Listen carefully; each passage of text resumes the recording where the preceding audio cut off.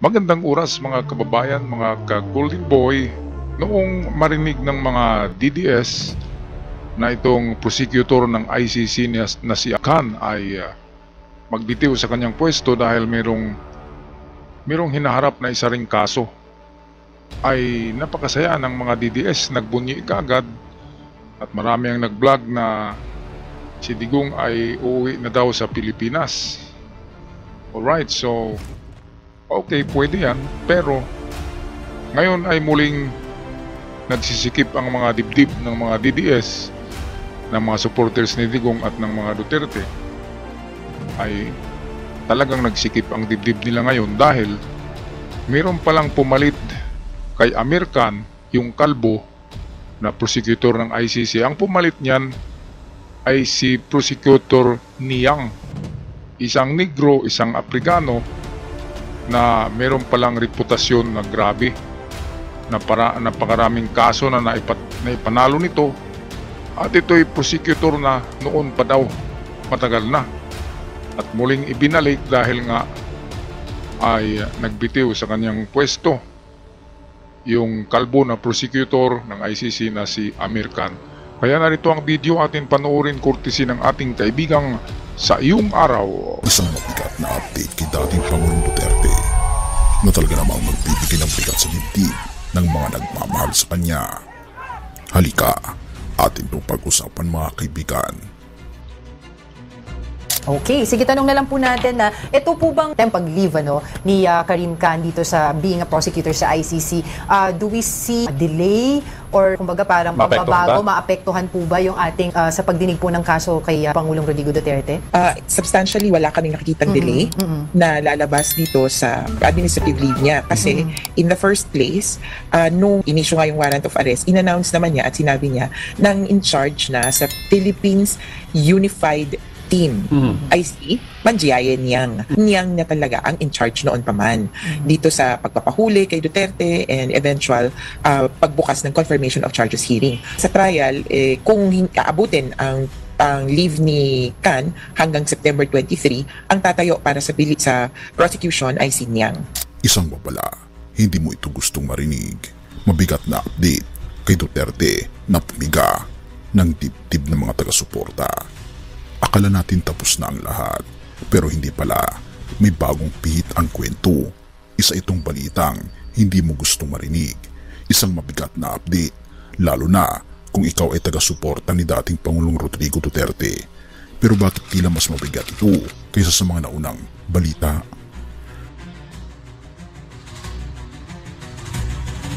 Dahil may bagong pangalan, isang pangalan na hindi sumisigaw pero kinikilabutan ang marami. Mami Mandiaye Niang. Siya ang bagong humawak ng kaso laban kay Duterte. At kung iniisip mong isa lang siyang kapalit, mag-ingat ka. Bakit kinatatakutan si Niang? Una sa lahat, si Niang ay hindi lang basta prosecutor. Siya ay deputy prosecutor ng ICC mula pa noong 2021 at opisyal na nanumpa noong Marso 2022. Pero mas matindi dito ang kanyang karanasan. Bago pa man humawak ng mga kasong internasyonal, si Niang ay haligi ng katarungan sa Senegal, Prosecutor General ng Court of Appeals ng St. Louis, Director of Criminal Affairs and Pardons sa Ministry of Justice, Auditor sa Korte Suprema ng Senegal, trial attorney at maestrado sa mga regional tribunal. Grabe pala ang kwalifikasyon nitong si Niang, mga kababayan, no? Kaya pala kinakatakutan ito kisa kay Amir Khan, yung puting kalbo, na mayroong kaso ngayon na I heard na about sexual case. Kaya nagbitiw sa kanyang pwesto para walang isyo.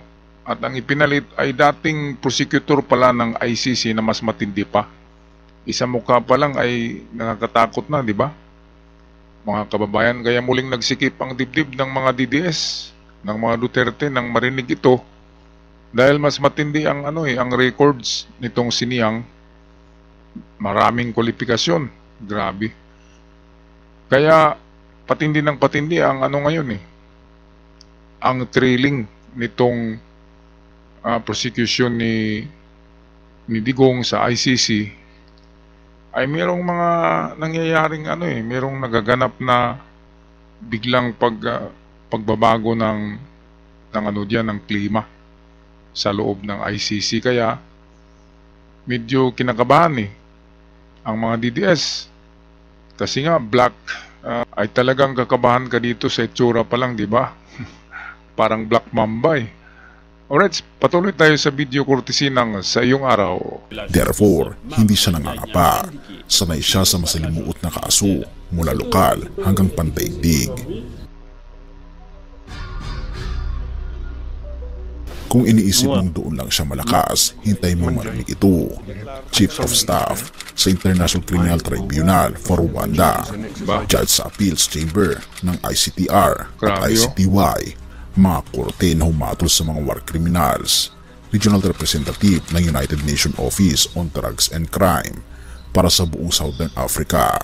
Siya rin ay eksperto sa international humanitarian law. Ilang beses na siyang naglathala sa mga legal journals at nagturo sa mga universidad sa Rwanda, Uganda at Senegal.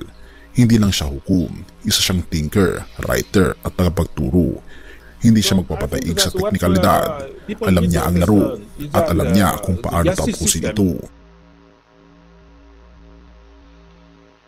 Sa kanyang kamay ngayon nakasalalay ang hinaharap ng kaso ni Duterte. At kung basehan natin ang kanyang mga dating hawak na kaso, hindi siya basta nagbibitiw kung walang hustisyang may hatid. Ito, nakakatakot yan, no? Hindi basta nagbibitiw kung walang hustisyang maihatid o nagaganap. Kaya dito kay Digong, hindi ito magbibitiw sigurado. At baka lang yung palagay ko ay gimmick lang yung meron daw kaso si Amir Khan, yung puting kalbong prosecutor. Kasi medyo mas matindi ang kwalifikasyon nitong si Niang. Kaya sa tingin ko ay alibay lang yon na meron siyang kaso at magbitiw siya para maipasok itong bagong prosecutor na mas matindi. Grabe ang daming kwalifikasyon. Grabing di ba? Mga karanasan niya sa war crimes at human rights. Kaya sakto talaga na siya yung hawak ng kaso ni Digong. Kaya siguro ito ang ipinalit kay Amir Khan dahil alam nito ang mga technicality sa kaso na kapareho nitong kay Digong na crimes against humanity.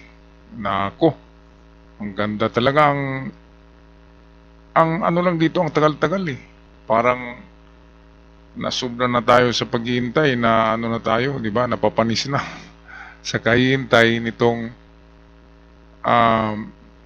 kaso sa ICC ni Digong.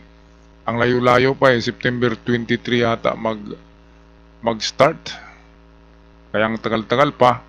In the meantime, meron namang parang parang intermission yung magaganap rin dito sa Pilipinas kay BP Sara na impeachment. Parang intermission lang siya o prelude doon sa kaso ni Digong mag-ama, di ba? Sunod-sunod na kinakasuhan.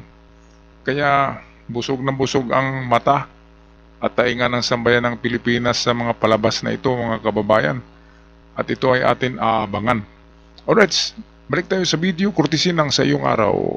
Therefore, habang papalapit ang Setyembre 23, 2025, ang araw ng kumpirmasyon ng mga paratang, ang tanong ay hindi na lang kung may pag-asa si Duterte.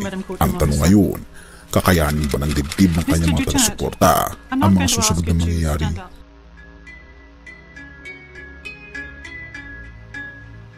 Tahimik si Niang, hindi siya tulad ng ibang prosecutor na pa-showbiz.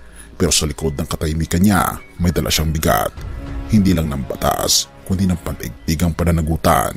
At para sa mga Pilipino umaasa na sana ay wala ng gulo, ito ay muling paggising na minsan ang pananagutan ay hindi kayang takbuhan at ang kwento ay hindi patapos.